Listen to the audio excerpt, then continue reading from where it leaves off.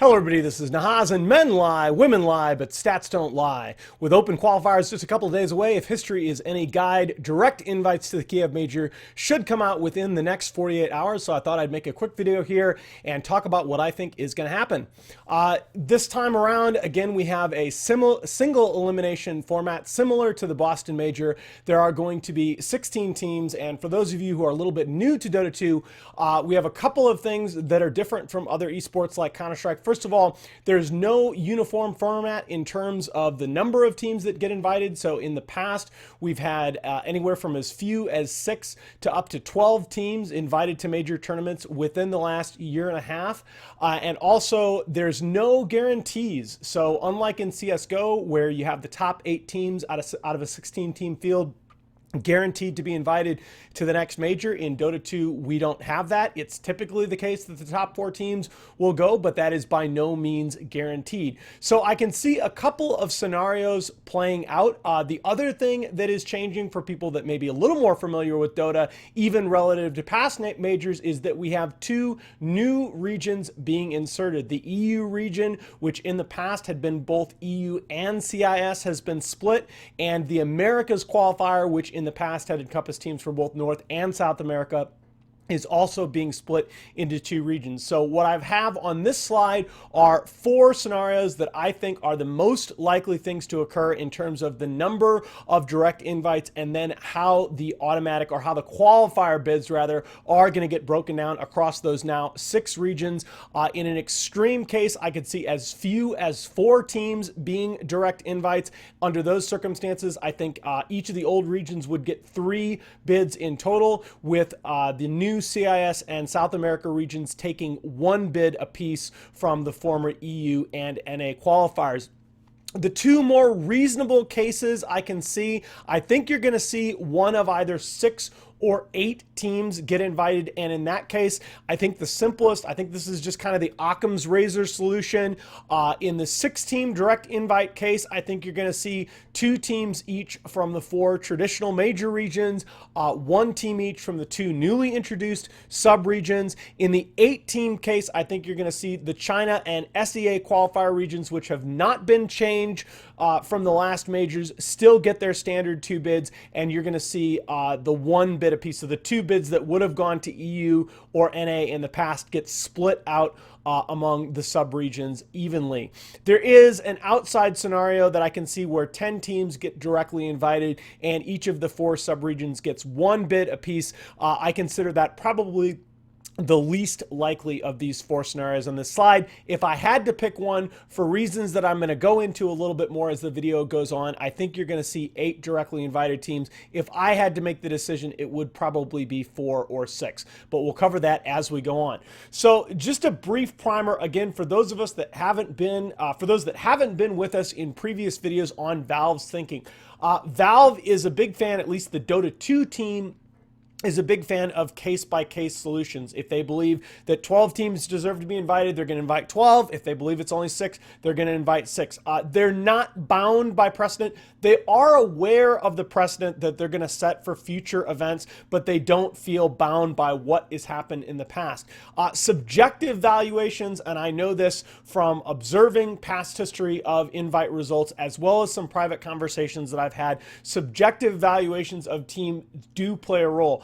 The people in the Dota 2 team that play a role in the invite process, they do watch official matches, they even watch scrims, and some of the thinking in terms of their internal power rating of teams, which has a huge influence over the final selection, is based on subjective valuations.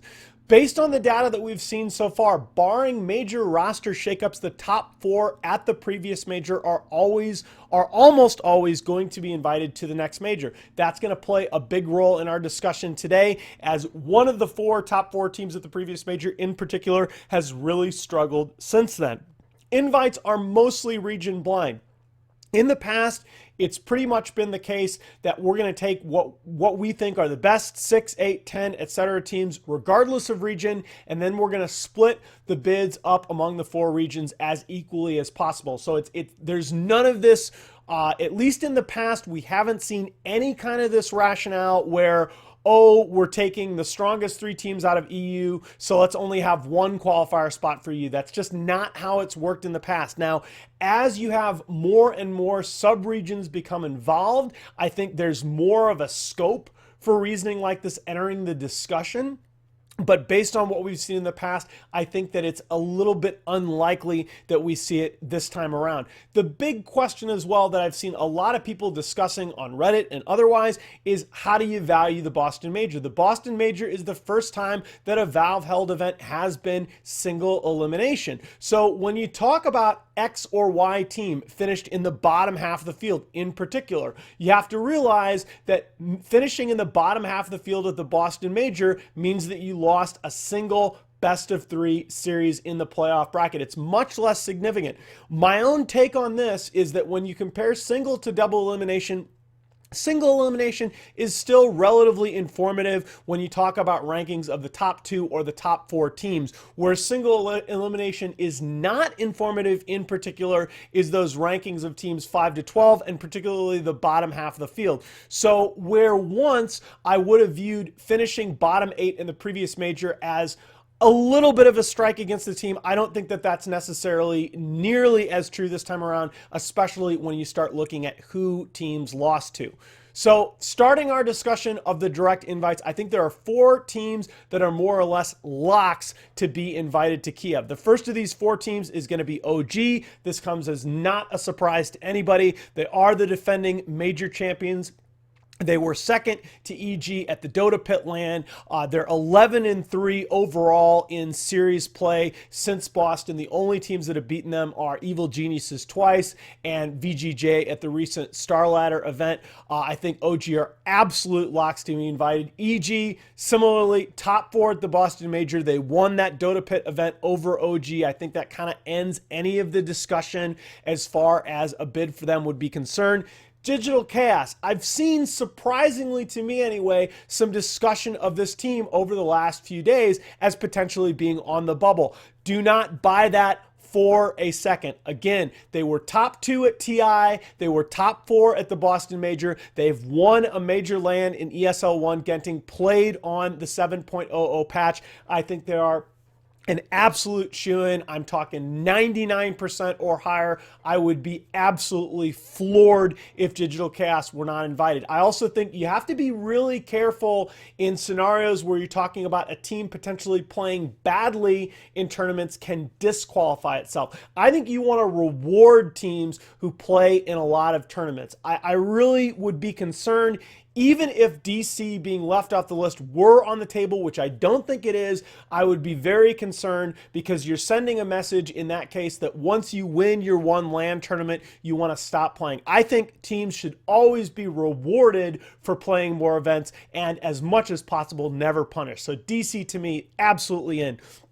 Liquid makes my lock list by virtue of being the only team to win 2 high-profile LAN events since the Boston Major. They won Star Ladder I-League Season 3 here recently. You also can go back and look at, over the last few majors, the last major LAN held before the Valve event has been kind of a plan. There's a very high rate of top 2 teams from those LANs being invited to the subsequent Valve event. Liquid, just in terms of what they've done on paper, winning Star Ladder I-League, winning Dream League Season 6, as well as the way in which they've done it. If you go back and you watch their games, these are very convincing victories over fairly good teams.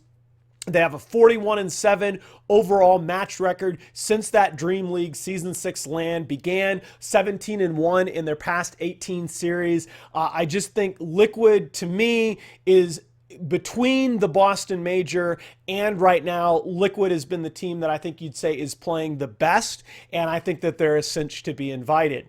So the 2 probables. Now, when you talk about top 4 teams at previous majors being a lock, this is where things start to get a little bit messy. Adfinem, of course, were the runners-up at the Boston Major, but when you look at the results since that major, they really have not done very well. Their 5-11 overall match record in the last 30 days. They've played 2 online qualifiers for big events. In both of them, they failed to advance. And in fact, in the DAC qualifier, which is easily the biggest tournament of the year outside the 3 majors this year, they were 0-4. They lost consecutive series, 1 to Bears. And in the Starladder I-League EU qualifiers, again, they failed to advance. So Ad Finem is, if you want to talk about a team that would have been in based on their performance at the Boston Major, but that potentially has played themselves out since then, Ad Finem's probably going to be the team. The other team that you have to at least talk a little bit about is Wings. They are the reigning TI champions, and it would seem surprising that we would question their inclusion in the field. But when you look at the fact that they finished bottom 8 at Boston, and they only have a 4-4 series record since the Boston Major, Wings have not been impressing recently. The bottom line is I just can't see Wings being excluded. Again, when you look at finishing bottom 8 in Boston, finishing bottom 8 in a single elimination major is just a lot different than a GSL group stage into double elimination format. Statistically, the information that you gain about the teams that finish 5th and below in a single elimination tournament, particularly given that a number of people, including Knoxville and myself, argued that the group stage in Boston was poorly designed given the format of the playoff bracket. I just don't think that you can hold that bottom 8 at Boston. I mean, they lost to EG, guys. I don't think you can hold a single best of 3 loss to EG too terribly against them. And when you look at the 4-4 record since the Boston Major, let's actually look at who they played. You look at those 4 series defeats are coming at the hands of VG.J and Team Liquid at the latest Starladder event. You've got Newbee at ESL 1 Genting and Digital Chaos at ESL 1 Genting. These are all major events, and they're all teams that are in the running to be in that 8-team direct invite list. So bottom line is, I don't think you can penalize Wings too much for the fact that their results have arguably been subpar since TI. I think they're going to go, and I think given that Wings is going to go, that you almost have to include Ad Finem. It's kind of unthinkable to me. There are a lot more games. There's a lot more data between Boston and Kiev than there was between TI6 and Boston. That'll come up again a little bit later in our discussion, but I still just don't see Ad Finem being left off the list. Now, if that's where the discussion ended, it would be pretty simple. I think you could have that 6 invite scenario that we discussed earlier, where each of the traditional regions get 2 bids apiece, and then the new region get 1 each for a total of 10 qualifier spots. And I think things would shake out quite nicely from there. Unfortunately, there's a wrench in the works. That wrench in the works is Newbee. I just don't think you can leave them out. All right. Once again, like Wings, they were bottom 8 at the Boston Major. But again, you have to, especially in single elimination, you have to look at the teams that they lost to. They lost to the eventual runners-up Ad Finem. They came second to DC at ESL 1 Genting, again played on the current series of patches, 7.00 that was. It was the first major tournament on the 7.0 series patches. It was a series that went the full 5 games. It went the distance, was extremely hotly contested. And then you go back in their results, and they have dominated Chinese Dota since TI6. They won the most recent season of DPL, which, again, I know a lot of people out there that follow mostly Western Dota are not as familiar with DPL, which is pretty much the highest, the most prestigious regional league in China. Guys, I've mentioned this in previous tournament projections. If you are a Dota fan, you've got to be paying attention to DPL. All right, some of the highest level Dota in the world is played in those matches. The developments, if you follow the development of the metas in DPL, that was where, for example, Rubik first really started to come to the fore in the international meta.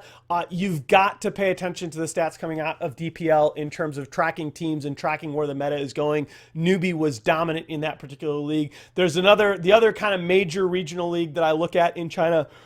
There's what they call the ACE Provisional League, I believe, and Newbee actually has 17 straight wins in that league dating back to TI6. So I think China is a region, again, we'll mention this in passing later on as well. China is a region that Valve and IceFrog in particular have generally given a great deal of respect to when it comes to these invites. Some would argue too much, but it is what it is. I just don't see a team that has been as good as Newbee in China not getting an invite to a major. And again, there is an element when you talk about subjective valuation. Go back and watch Newbee's replay from ESL One Genting.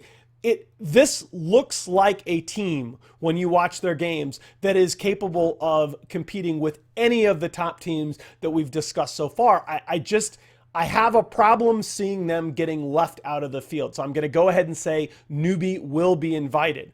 Now we come to a problem, because I think it's highly unlikely, given the way the bid distribution works, that Valve would go with 7 invites. That would leave you kind of with a hanging qualifier bid that you could allocate to any region. Now, there is an argument, because notice we haven't talked about any SEA teams so far. There's actually an argument that you might go with 7, and you might just go ahead and bump the SEA region invites up to 3 and have it be a Darwinian solution. I just don't think that's going to happen. That's not the way that Valve works. They generally try to be very egalitarian as far as their regional bid distribution goes. So I think the last team in is down to a set of 3 teams.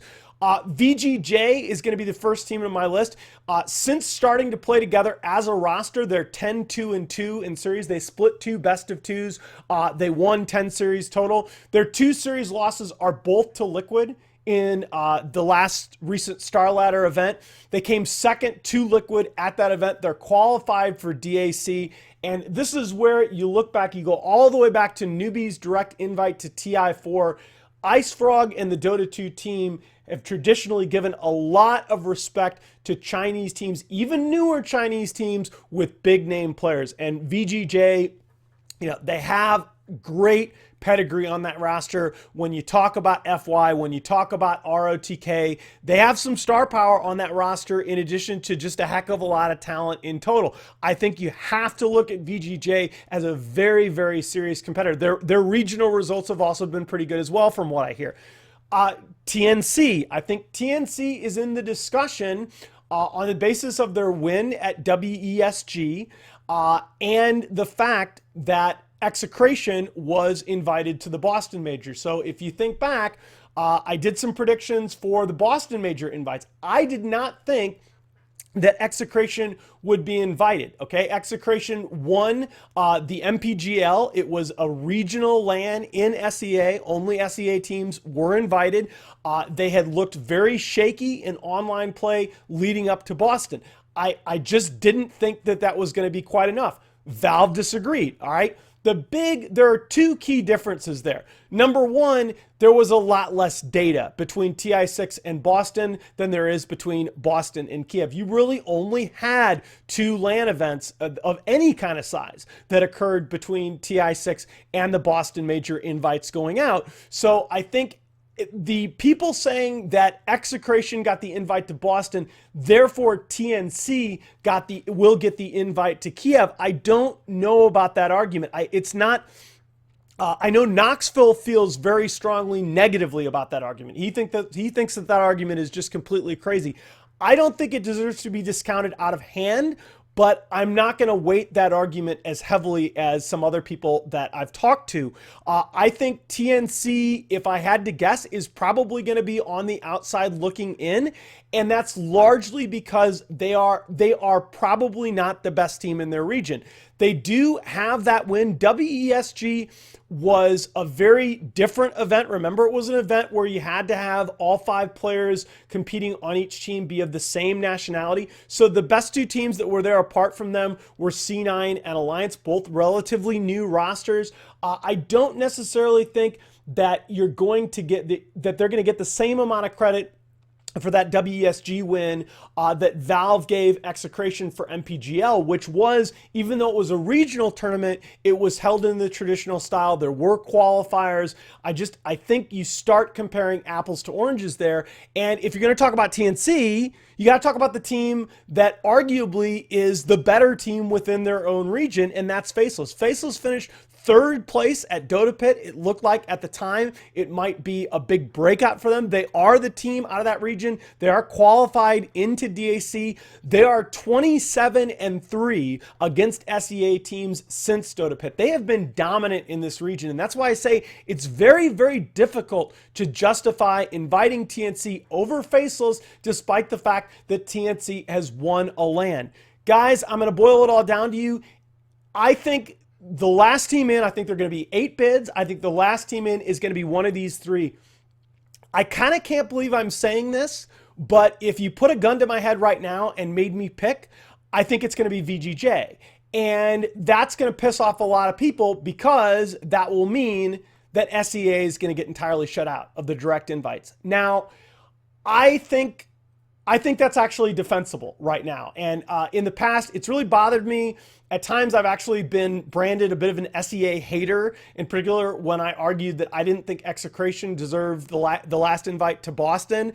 That's not the case. The Manila Major fans were probably, along with basketball at Cameron Indoor Stadium and Games 6 and 7 of the World Series at Busch Stadium, that is the best fans I have ever been in front of or a part of. Those are the best esports fans in the world, in my opinion. On my bucket list, literally, okay, one of the top 10 items on my bucket list is to one day go back to SEA for a LAN tournament. The fans there and the atmosphere there is that great. Nonetheless, I think you have to look at what's happened to the talent from that region. You look at the MVP Phoenix rosters that competed at TI6 and the Boston Major. Virtually every single player outside of Febby on those rosters is now competing in a different region. There's been a massive influx of talent out of the SEA region. When you talk about former Fnatic players as well, Mid1 now playing on Team Secret, 343 now joining Bears in the EU, even Abed, who's one of my top 3 in terms of upside potential players in the world right now. He's moved to NA and is competing with Team Onyx. This region has had a huge, huge flight of talent. Now, I actually think it's a natural step. When you look at how things have evolved in other sports, you look at how when Chinese basketball first came on the international scene and Chinese players started playing in the NBA, when you look at Japanese baseball and Korean baseball, and when they started importing players over the States to play in MLB, in the short run, yes, the top talent does get culled, the region becomes weaker, but in the long run, you get resources flowing into that region as other organizations recognize that there's real talent to be found. There are top teams and top players. I actually feel like SEA is going to come out of this a lot stronger. And I don't think SEA Dota fans should despair by any means. I think that the SEA players that have gone and are now playing in other regions, some of them are going to come back. And they're going to come back and bring with them players from other regions. It's only going to elevate, to me, the level of play within that region. But right now, I don't think you can argue that the region is a little bit down. And I think you can make a case that there's no SEA team that's really clearly distinguished itself as deserving of an invite. Now, if TNC or Faceless end up as the 8th team in instead of VG.J, I'm certainly not going to complain. I think there are cases to be made for both of those teams. But again, if you put a gun to my head right now and made me guess, I actually do think it's going to be VG.J as the last team in, based mostly on what we've seen IceFrog do in the past. So to sum it all up, I think you're going to see 8 direct invites to the Kiev Major. If you were to break the scenarios down, I think if there were only 4 bids going out, they'd be OG, EG, DC, and Liquid. I think if that got increased to 6, you add in Adfinem and Wings to the mix. But again, the biggest single reason that I think you're actually going to see 8 is I look at Adfinem, Wings, and Newbee. Which of those 3 teams do you cut to make 6? I have a problem seeing any of those 3 teams getting left out. And I think then to avoid the problem of the hanging bid, there is an argument that says that you go ahead and give that extra bid to SEA since you're not inviting an SEA team. I'm very sympathetic to that argument, but I don't think Valve's going to do it. It's not what they've done in the past. So I think you're going to see one more team added onto that list. And of the remaining teams, I think it's going to be VG.J.